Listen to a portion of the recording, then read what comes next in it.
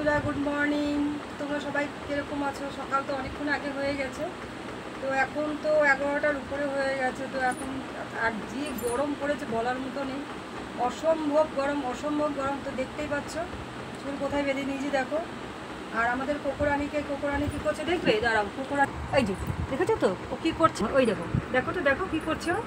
তো কী করছে, সকালবেলা একটু জিলাপি দিয়েছিলাম, তো জিলাপি ও একটু মুখে দিয়েছিল।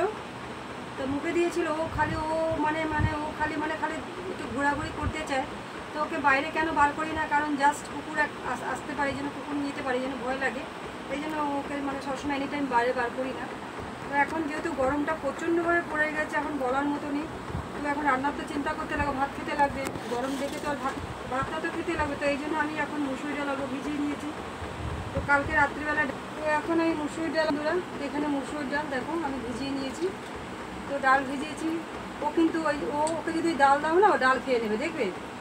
হ্যাঁ জানি না, কিন্তু ও ডাল খায়, আমি দেখেছি। এখন খাবে কিনা আমি জানি না, ও কিন্তু খায়। এখন ও একটুখানি নকরা করছে আমার সাথে। তো দৌড়িয়ে চলে গেল আবার বিছনার মধ্যে, হ্যাঁ লাফ দিয়ে। ওরও গরম লাগছে মনে হচ্ছে। তার সাথে আমি দেখো মুসুরি ডালের সাথে আমি দুটো আলু নিয়ে নিয়েছি এখানে। এই আলু দুটো দিয়ে এখানে একটু আদা আছে আর কটা পাকা লঙ্কা নিয়ে নিয়েছি। তা আলু দিয়ে একটু পেঁয়াজ সম্বাদ দিয়ে নেবো, দিয়ে আদা, গরম মশলা, জিরার গুঁড়ো, একটু লঙ্কার গুঁড়ো দিয়ে আলু দিয়ে একটুখানি ডালের গোড়াটা পেস্ট করে নিতে লাগবে।